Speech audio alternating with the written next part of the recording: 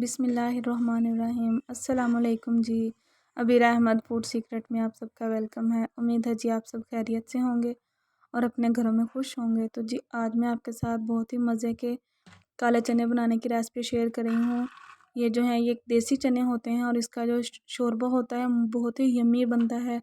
اور اگر آپ کی کھانسی وغیرہ زکام نہ ہٹ رہا ہو تو آپ اس کا شوربہ بنا کے پئیں، اس میں روٹی ڈپ کر کے کھائیں، بہت ہی زیادہ ہیلپ فل ہے ہمارے لیے۔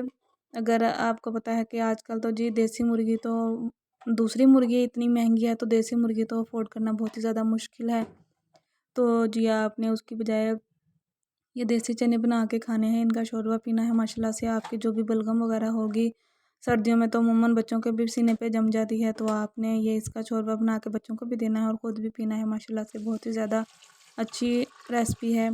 تو جی اس کے لیے ہم نے کالے چنے لیے تھے 1 کپ، اس کو ہم نے اوور نائٹ بھگو کے رکھ دیا تھا اور پھر ہم نے پریشر میں اس کو ڈال دیا اچھے سے 1 سے 2 دفعہ واش کرنے کے بعد، اور پھر اس میں ہم نے اپنا ڈال دیا تھا پیاز 3 میڈیم سائز کے تھے اور 2 ٹماٹر ڈال دیے، اس میں ادرک لہسن اور ہری مرچ کا پیسٹ ایڈ کر دیا، اور نمک مرچیں اور ہلدی آپ اپنے ذائقے کے حساب سے ایڈ کر سکتے ہیں۔ اور پھر ہم نے جی اس کو 25 سے 30 منٹ کا پریشر لگا دیا تاکہ ہمارے جو چنے ہیں وہ اچھے سے سافٹ ہو جائیں۔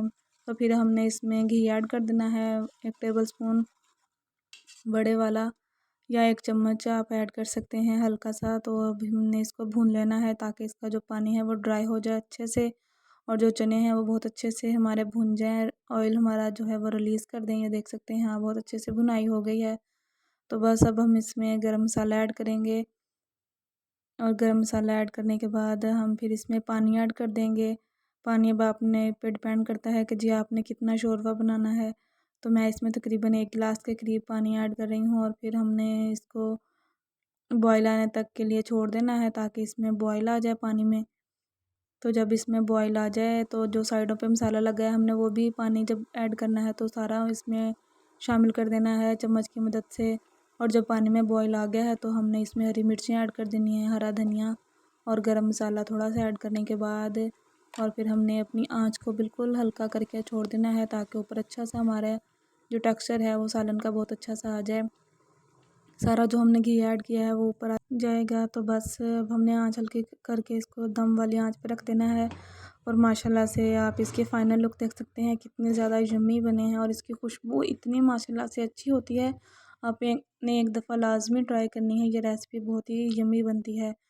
تو جی اب ہم اس کو اپنے ڈش آؤٹ کر لیں گے اور انجوائے کریں گے۔ تو امید ہے آپ کو میری یہ ریسپی بھی اچھی لگی ہوگی، اچھی لگی ہے تو جی آپ نے لائک لازمی کرنا ہے، اور چینل پر نئے ہوں تو جی چینل کو لازمی سے سبسکرائب کیا کریں۔ انشاءاللہ جی آپ سے پھر ملیں گے اگلی ویڈیو میں۔ اللہ